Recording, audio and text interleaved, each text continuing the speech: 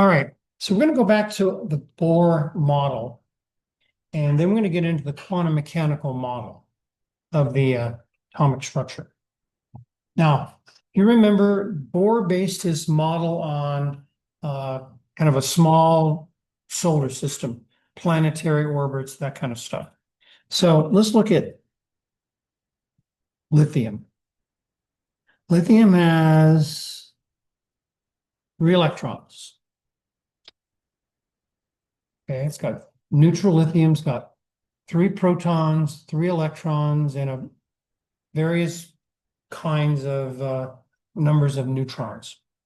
Okay, so if that's the nucleus, we've got 3 electrons going around the nucleus. Now we're going to be focused on electron only for this electronic configuration. Electronic means electrons. So we're not going to talk about protons or neutrons. Okay, so remember Bohr's has solar system-like orbitals. And the smallest one, 2 things, it's the most stable, and secondly, it's the smallest. And because it's small, it can only fit in 2 electrons. So we're going to take 2 of the 3 electrons and put it there. Now the next electron out, or the next orbital out, can fit 8 electrons. It's bigger than the inner ones, so we can put more on. And we only have 1 electron now to put on there. Okay, and then in using Bohr's model, we continue the orbitals out. Now in quantum mechanics, they found that Bohr's model had some issues, actually quite a few issues, but it was pretty good for its day. Okay, and one of the issues was the second orbital out wasn't 1 orbital, it was 2 orbitals together. So it was really 2 of these, not 1. And then the next one out had 3. So it kind of builds like this. And that came out of quantum mechanics. Now, of the 2 suborbitals, one is more stable than the other. The one closest to the nucleus is more stable than the one further out. So it's going to fill first. And its capacity is only 2 electrons. The next one out can hold 6. Now, this is the suborbitals. So we also are going to rename these orbitals into something called shells. So this is shell 1. This is shell 2. Now, shell 1 has only 1 orbital. Shell 2's got 2. Be nice.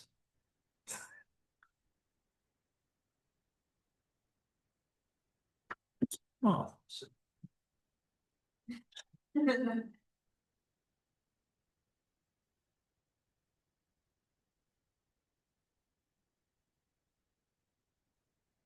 I've never had any problems with this ever. Okay. Now, and we're going to give those suborbitals names. So the innermost one is called S. And because the innermost one only has 1 orbital and 1 suborbital, there's only S there. The next one out, we have S again. And we also have P. Now, X has maximum number of electrons is 2. P is 6. D, we go out 1 more, is got 10. Now, as we go out, every orbital's got an S. Most orbitals have P's, and some of them have D's, and there's even another one F. And we're not doing F in this class, but just to let you know, those are the 4 suborbitals. Now, a while ago in Unit 2, we did the periodic table organization. And then remember we blocked off, we had this is S, this is P, this is D. That's going to come into play here. Okay, so the electronic configuration for lithium, we have to identify all the electrons. Okay, well, 2 of them are in shell 1.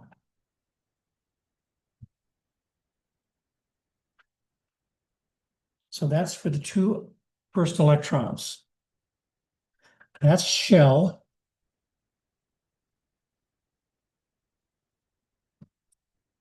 Subshell,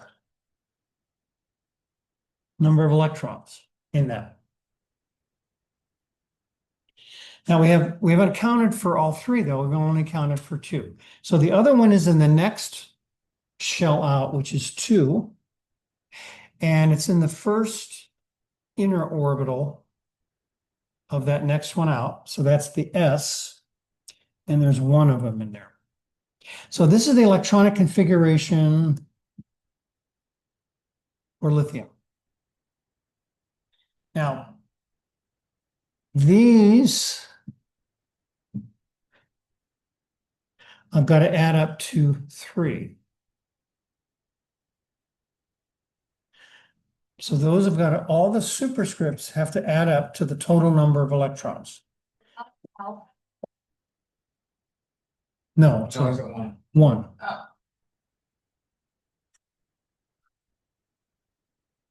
Of course, a couple of days ago, it was a 6. At the end. Yes. Okay, so that's a really simple example. Now think about uranium again, 92 to account for. Uranium's goes all the way out to shell number 7. And there are 4 subshells in shell number 7. So it gets quite, okay. Now, the other thing quantum mechanics tells us is that you can't have more than 2 electrons in an orbital. We get a problem, don't we? P orbital, I just told you, has 6 in it. So what do you think how we're gonna resolve that? More suborbitals. So P is going to have 3 suborbitals. D is going to have 5. F is going to have 7. And S is going to have 1. So really, there are 4 orbitals here on shell number 2. Now, we only have 1 electron in that 3 outer ones. So there's 2 empty orbitals, they're suborbitals, but they still exist. Now, what's interesting is that electrons, by Bohr's model, are required to stay within the orbital, not allowed to leave that. But they can jump from one orbital to the next. And those are the orbitals that they jump to, are those empty ones. Now, when we zap, like fluorescent lights, this is exactly what happens with fluorescent lights. When we zap the electron, we're giving it more energy. And once we give it more energy, that's when it hops to the next orbital. However, it's unstable, so what happens is it likes to come back. When it comes back, it gives off energy. So fluorescent lights, we plug it into the wall, we run it through a transformer, and it jacks up the voltage to about 5,000 volts. And then that's what we zap the neon gas in there. So the electrons in the neon gas jump orbitals. And then they come down and give off visible light. They also give off infrared light and UV light. We just can't see it. Now, if we were a bee, we'd see a very different spectrum in here, because bees can see UV light. It would be very weird, in fact. Okay, so getting back to this here. So let's draw the orbital representation of this configuration. Okay, so when we have one s, that's one orbital.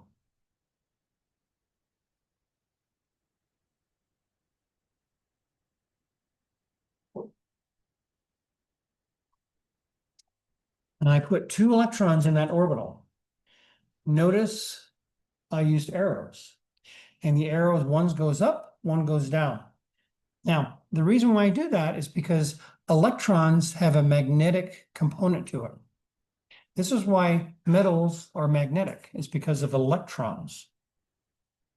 The electronic magnetic component of the electron is what makes iron magnetic. Now, the reason why one goes up and one goes down, and there's all these fancy theories, the off-bow principle and some other things. The main thing I want you to know is the reason why we put the arrows like that is like when you have two magnets together, what's the most stable way you can put the two magnets together? Yes. Poles, north, south, south, north, not south, south, or north, north. That would be less stable. So the more stable configuration for two magnets is to be opposite. And that's why we draw the electrons, arrows, opposite. But they can be. Yeah, so they're compatible. Okay. Now we have the 2s orbital. And we have the 2p orbitals. Now notice we've run out of electrons. So those 2p orbitals are empty. And the 2s orbital is half full. Now on Monday, I'm going to talk about certain configurations of and combinations are more stable than others. And this is why ions form. It's because of what we're doing right now. Okay, so this would be the orbital representation for lithium. So this would be just electronic configuration. If I said include orbitals, you'd be doing this down here. Now we're going to leave Bohr and go to quantum mechanics now.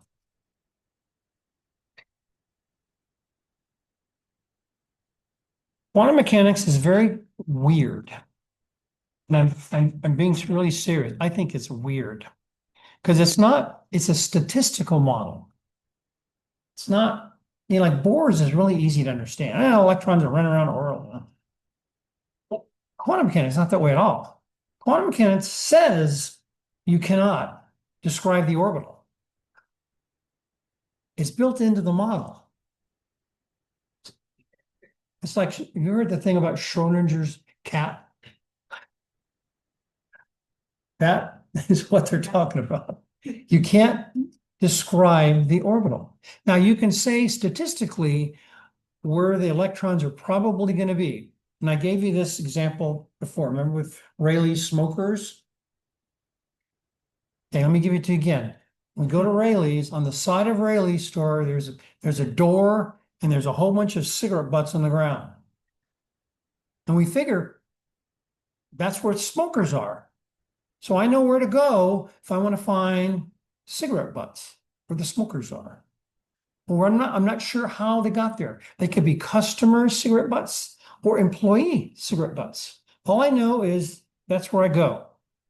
That's what quantum mechanics is. It'll show you where the odds are high, you'll find an electron. Okay, and it's a statistical probability, and that's where the shapes of quantum mechanical orbitals come into play. It's a probability shape.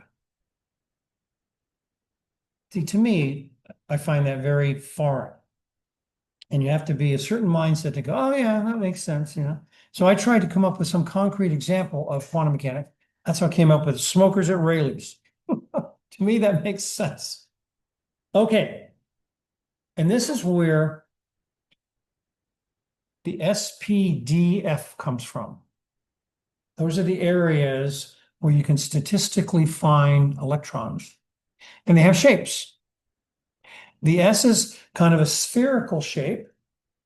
The P's flow along the XYZ axes. The D's are statistical areas between the XYZ and axes, plus a polar one. And the F's are weirder yet. So you'll frequently, they'll frequently show you models. And I don't know if there may be models in the lab. I should have checked before today. Anyway, okay, so again, this is going to be the electronic configuration for lithium, 1s2, 2s1. The orbitals, you've got to draw in empty orbitals. In fact, there are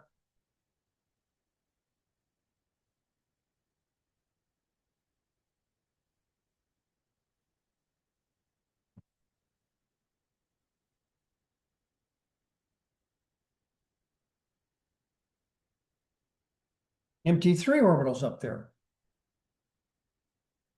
But we don't have enough electrons to populate those orbitals over there. But they're there. So electrons could potentially jump over to those also. They usually jump to the closest one because it takes less energy to jump to the closer one. To jump to these far ones, you have to have a lot of energy. Okay. Now, this is the neutral version of the configuration. Now, on Monday, I'm going to talk about cations and anions, why they form from an electronic configuration perspective. I'm going to give you a list of what's the most stable configuration electronically and the least stable and everything in between. And then the deal is, if we can gain or lose electrons to become more stable in terms of the electronic suborbitals, it does it. So lithium forms a +1 ion. Why? Because if it loses that 2s electron, it's more stable than having it there. That's why you find lithium as an ion in nature. And it's tied up usually with oxygen. So it's lithium ore.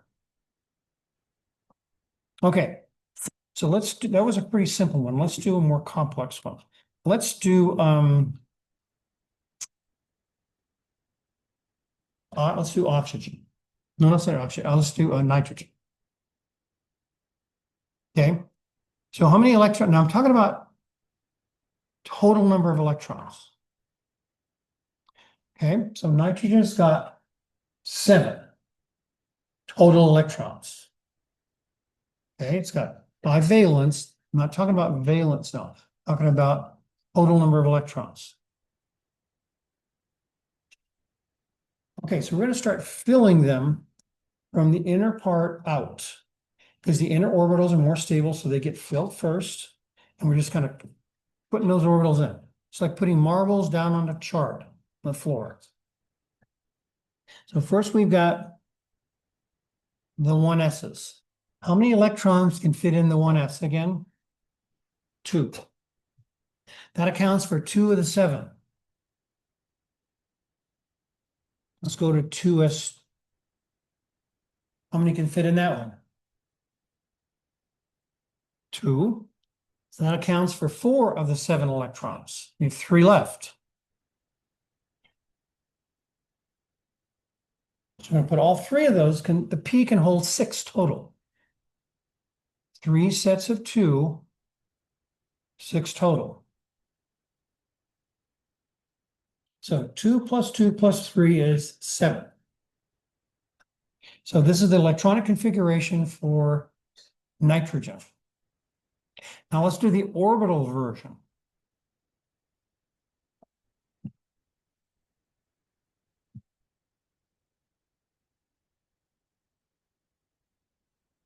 Okay, so we have 2 electrons, two electrons.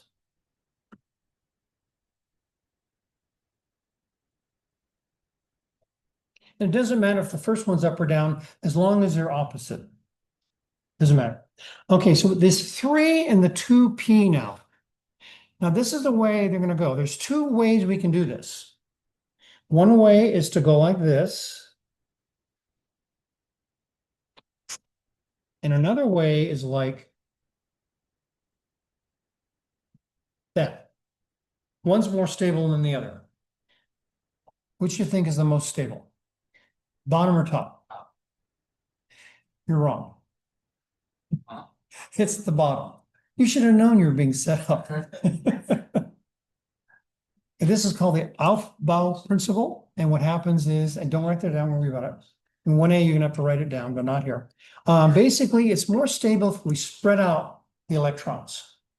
Now, I mentioned this once briefly. I want to state it again. The universe likes symmetry. Symmetry. So the bottom one is more symmetrical than the top one. The charge is distributed more, and it's more symmetrical. Now you're going to find when those of you who are in a STEM route, you'll be taking OChem, either whether it's 2B or 12. And you're going to find when you make stuff, when you synthesize organic products, you get a mixture. And you have to identify which is the most in that mixture. So you look for 2 things. Symmetry, which is more symmetrical of the products. That's going to be more stable. And there's another thing you look for is the number of hydrogen on the end, on the terminal carbons. But one of them, though, is symmetry. One is more symmetrical than the other. It's more stable. Hence, you get more of that. So the symmetry comes up often. And that's because the universe likes symmetry. Things are spread out. There's not as much tension. Just like relationships. Less tension. Now, I've been married 3 times, so you know, I know about tension.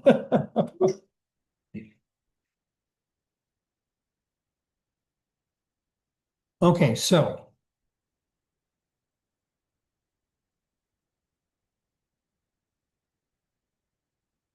that's what orbital diagram for nitrogen looks like. Now, when we're doing Lewis dot diagrams, what did the nitrogen look like?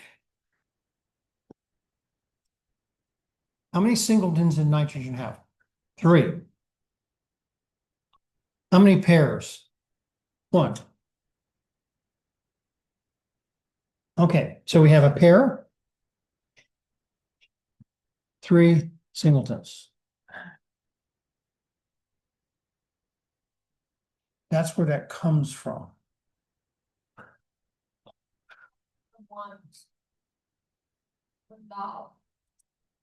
Yeah, what about the 1? That's a good question. Remember, Lewis talks about valence electrons only. So which of these electrons are valence and which ones are core? The highest number ones are valence.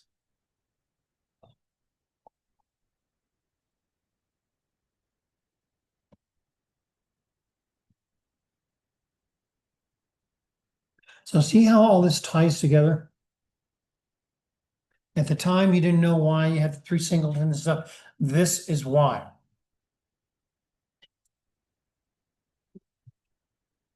Okay, so, and again, this is a neutral nitrogen.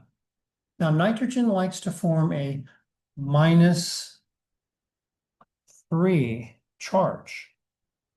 That means it wants to absorb 3 electrons. So guess where the 3 electrons will reside in an N-3? On the P's, because P's are open. For how many slots? 3. So it likes to fill those 3 slots with electrons. That makes the nitrogen a -3. Yeah.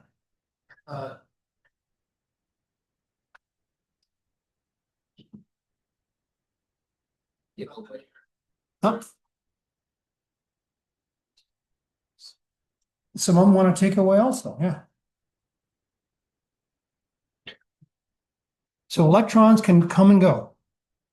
If you can add electrons that make it more stable, it'll happen. If you take them away and make it more stable, it'll happen. Or like carbon doesn't form ions. That's because it can gain 4 or lose 4. So it doesn't either. And 4 coming and going is a lot of electrons to gain or lose. So it depends on the electronic configuration, how stable it is. Now, on Monday, I'm going to talk about things like full shell, half shell, full half shell, and then nothing. Those are the 4 combinations. And the highest one is the full shell. The least stable is no fulfillment at all. And again, it has to do with symmetry. A full shell is everything is nice and balanced. A full half shell, everything is balanced. A half full subshell, everything is balanced. And then if you have everything is asymmetrical, it's not as stable, not as balanced. Okay, is this starting to kind of click as to what's going on? Well, we've only done 2 examples. All right, so let's do well,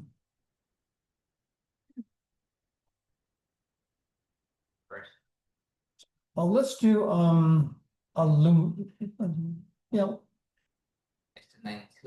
let's do sulfur. I will do 92 today. I will show you what that looks like. Okay, so we're gonna do sulfur. Sulfur's got 16. 16 electrons. Okay, again, we're going to start filling in. Now, let me, before I go on, I'm going to show you a trick one of my students invented. At Tacoma Community College, they have a program where they can have a student can be hired as a kind of like an in-class tutor. Here, not here, Sac City, they call it peer. Peer. Huh? Peer. Peer. Peer? So we call it past peer.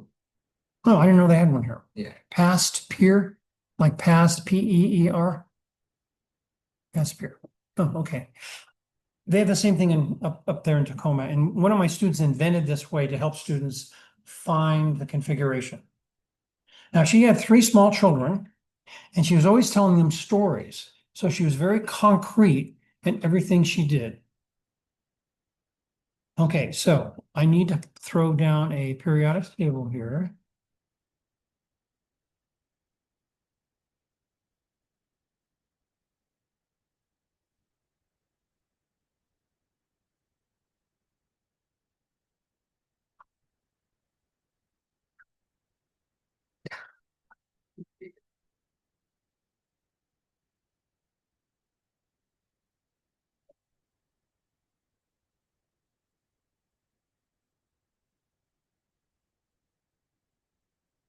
Okay, so let's go back to nitrogen here.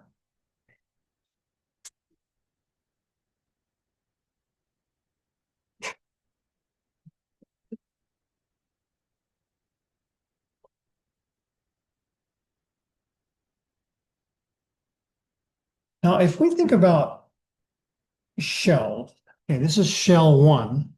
Notice on the periodic table, if we go from left to right, how many elements do we pass through in shell 1? 2. How many electrons are in shell 1? 2. They correspond. So the periodic table is set up to be just like electronic configuration. Shell number 2. We start with what? 2s, 2p6, 1, 2, 3, 4, 5, 6.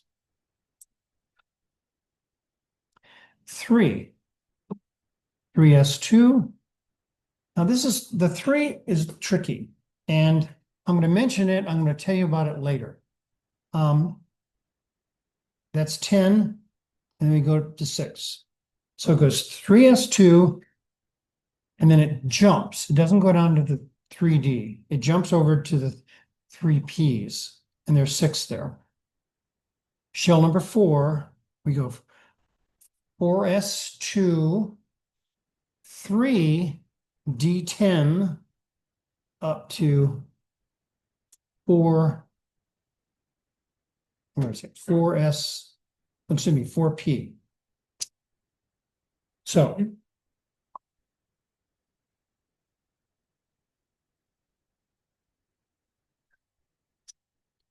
that's the S block.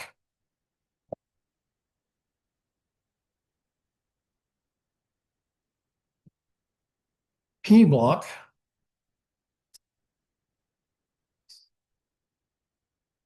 D block. F block. And this is also S as well. And some of you, yours was colored already. Did you color it? Oh. When did I cover this? We were doing the periodic table. I must have mentioned it.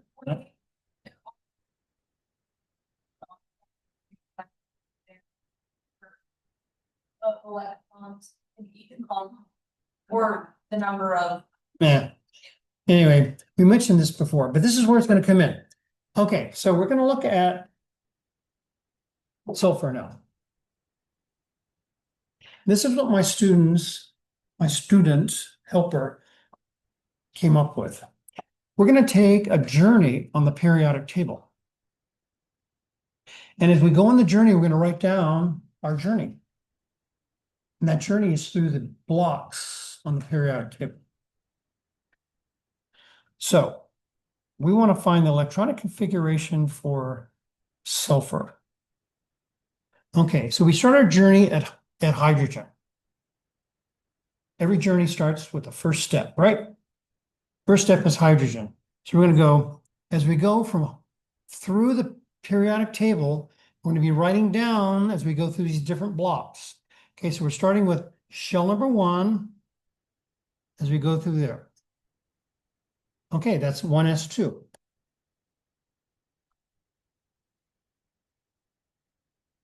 First row, that's a shell number, and there's 2 spots there. So that's 2 electrons, and there are s electrons. Went through the s blocks. Okay, we're not done yet because we have, what do we have? We have 16 electrons. Okay, so we're now at the helium, so let's start on row 2 now. So we're going to go, and then we jump over here to the P's. Go all the way through the P's. There's 6 of them now. We're not done yet because we've accounted for 10 electrons. We have 6 more electrons to go. So we're at shell 3.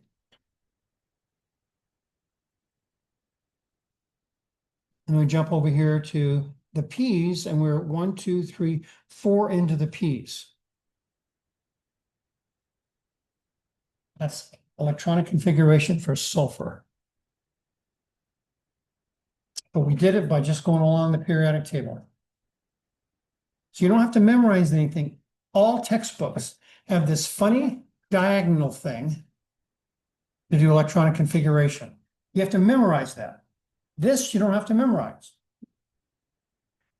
You just go along and write and just go on. Because teachers can do that. I can't think of it. I can't think of a better reason. I notice I don't memorize.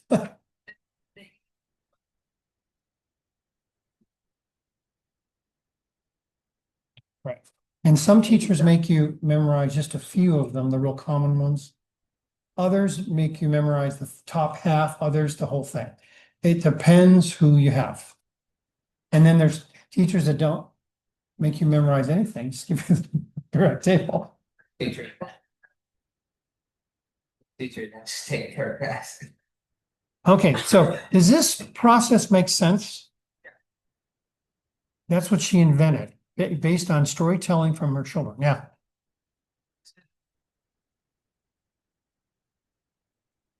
Because there are four into the P's. 1, 2, 3, 4. For sulfur. And if you can count, they're in like flint.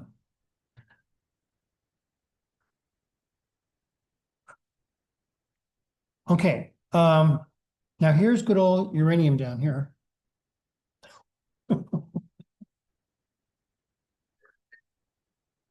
So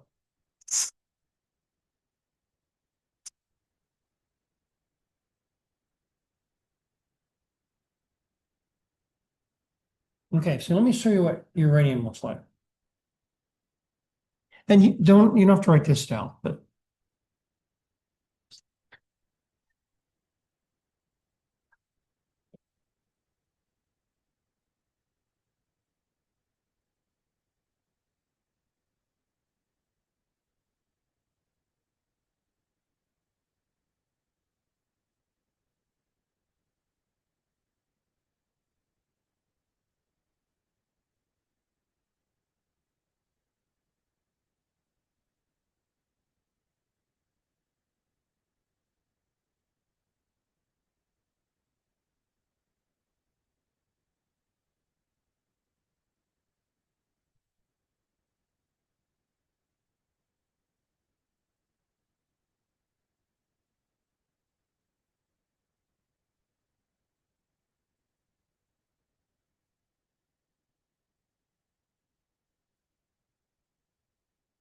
that's uranium. Fun, huh?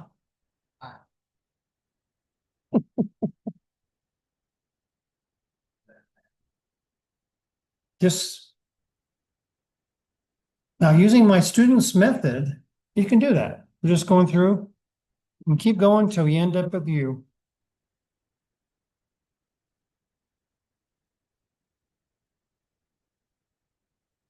Okay, now let's look at you for a second.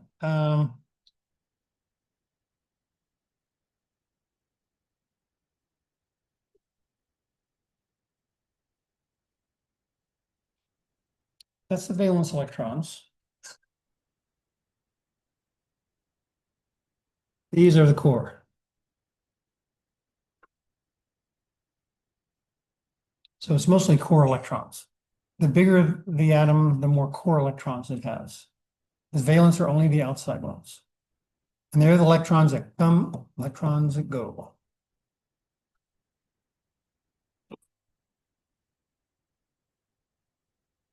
Okay, so let's do some more of this. Let's do copper. So copper's right here. And that's 29 electrons.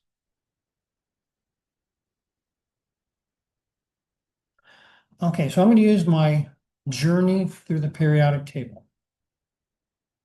You should be able to do a folk song about that. Like you had the folk song about the subatomic particles. Have a folk song. Okay, so we're going to go 1s2, 2s2, 2p6, 3s2, 3p6, 4s, now we're down here, right here now. So it'll be 4s2. Then we hit the D's. Now the D's are down one. And in 1A, they'll show you why they're down one. It has to do with the stability thing. Yeah. When you get down to sodium. Why it's three? Oh, it's Because it's shell 3. Third row down. Okay, now a way to remember the D's, think of the word dumb. The D electrons are dumb, so they're down one. F's are failures, so they're down 2. That's the way I tell my students to remember that. The D's and the F's. So whenever we hit the D's, those dumb guys, we gotta go down 1. That's why we're, instead of 4, we're gonna go down to 3. And how far in are the D's? Well, we go 1, 2, 3, 4, 5, 6, 7, 8, 9. So that's configuration for copper.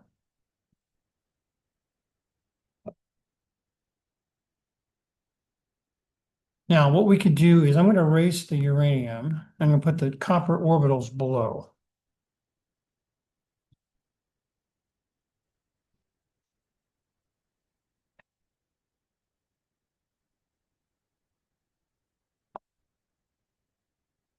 Okay, so we have the 1s, 2s, 2p, 3s, 3p,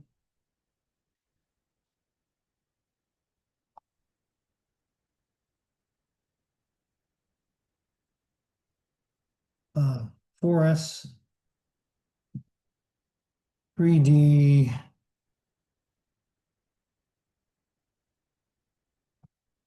Now there are 5 there because there are 5 spaces across the D's.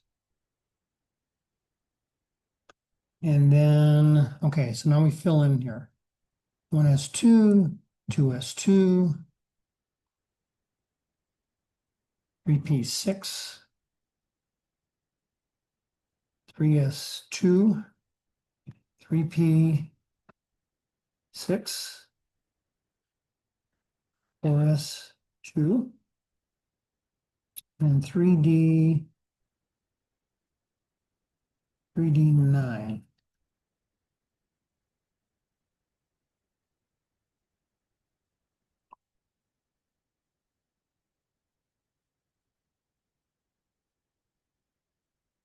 So we're going to go 5 across, and then we have 4 more to pair up.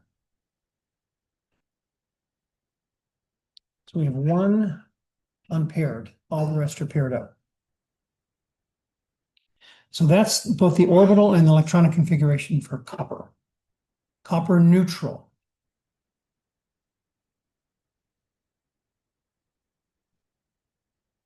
Okay. I'm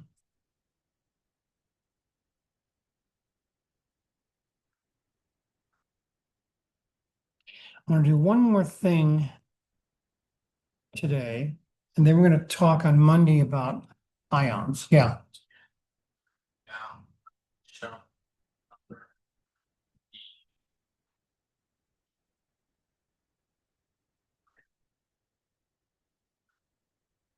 I have grandfather hearing, remember. So you're supposed to go, one shelf down for the P's. Yeah. The F's. And the F's are going to be 2 down. Wait, what? F's are 2 down. Yeah. So the P's always have 3 orbitals. And P's will always have 4, or I guess what are the little circles? 5. Oh. Because there are 10 spots all the way across, 2 electrons per spot. So that's, it's 2 times 5 is 10. So S will always have 1. P will always have 3, 5, and then 7 for F's. So moving up in odd numbers. And the number that corresponds to the number 6 or 2 or 9 will correspond with your arrows within your. And when you draw the orbital versions, you have to make sure that you fill out everything with at least 1. And then you start pairing up afterwards. For that symmetry thing. Okay, now I want to go back to sulfur. Let's look at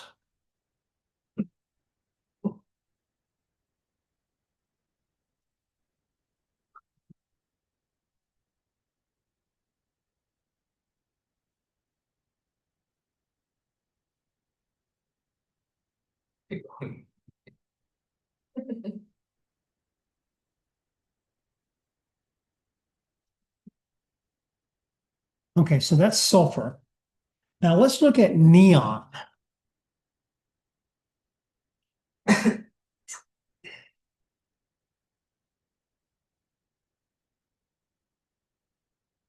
That's neon. Notice something about sulfur and neon. Sulfur contains neon.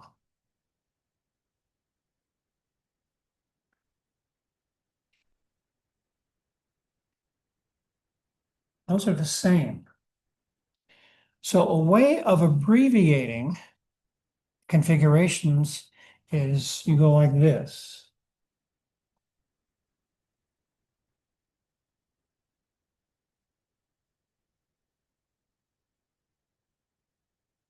Because core electrons don't do anything. They're not important in terms of chemistry.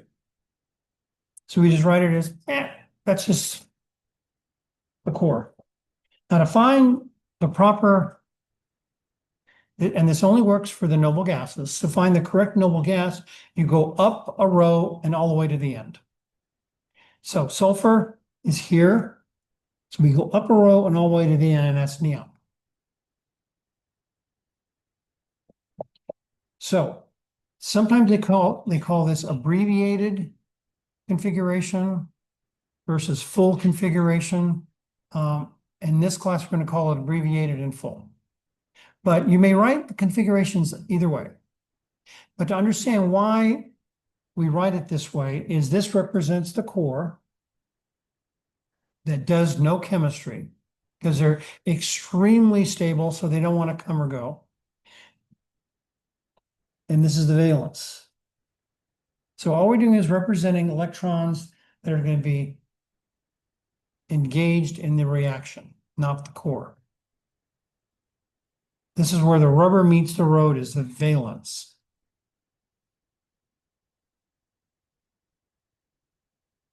Okay, so what do you guys think? You don't need your calculators. Yeah. Yeah, exactly. And notice the neon and the is the same configuration. So basically, in the beginning, everything is the same. This is kind of like spiritual. In the beginning, no matter how big the molecule is, the beginning of it looks just like the smaller ones before it.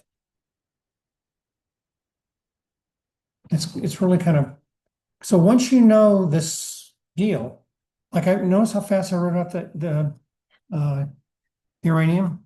It's because everything before it, I know it's all filled and it goes in order. Shell 1, then shell 2, then shell 3, then shell, etc. And they all have the same pattern. You've got to remember the one caveat though is that D and F are 1 or 2 down from the shell you start on. You start on 4, D is 3. You start on 6, D is 5. Now, we're going to be using these guys in this class. No Fs. I want to make sure you're solid with this. Yeah. Hypothetically speaking, no. You would go down to 2. Yeah. Now, you have to be careful with the Fs. The caveat with the Fs, there really are 2 periodic tables in the world. Not 1, 2. And it has to do with this spot right here. And the controversy is, where do the Fs start? They start on the right side or the left side of that spot there. That's why you have 2 periodic tables. The one I have here starts on the right of lanthanum. Other periodic tables start on the left of lanthanum. The question is, in 1947, at the American Chemical Society International meeting, half the people walked out because they believed in one of the periodic tables, the other half believed in the other. And they were real stinky about it. And yeah, that's right. Notice this one here. The lanthanum is down here in the bottom. On this one I have on the up here, lanthanum is up at the top. So this is one of them you're looking at up here, and the other one is there. And they're both fine. It's just that when you get into this whole electronic configuration, you know, and Seaborg, which I knew from when I was in graduate school, he's come to my seminars. He's out of Berkeley, and there's even an element named after him, Seaborgium. And he was the instigator in this. He caused this controversy. Yeah, it's really convenient. We have one versus the other here. And they both have the same molar masses and all that stuff. Same number of electrons. It's just how they're distributed, slightly different. So when you look up a configuration online, it's going to differ in the Fs. Fs and Ds are going to, and it's only the bigger ones too. From the 6th shell and 7th shell only. Everything else is the same. Okay. So on Monday, we're going to hit this again really hard, and we're going to get into ions on Monday. And it's really kind of cool because you can actually predict ions now based on if you know the electronic configuration of the neutral one. And that's why they form, yeah. Like for carbon, it's more symmetric to do 1s, 1p, 1p. See, carbon, notice how many singletons does carbon have? 4. But if you do the configuration, doesn't it has 2? So there's something called bond hybridization going on with carbon. That's why you have 4 versus 2. Notice I didn't do carbon. Silicon's the same way. And that's why in organic chemistry, that's really important because methane is CH4, not CH2. Because you need 4 bonds and a singleton is a bond. Okay. So we're going to hit this again on Monday, though. This is probably totally new to you. Probably. Unless you've had a little bit. And high school chemistry sometimes covers this, sometimes they don't. It depends. Okay, so I'm going to end this here.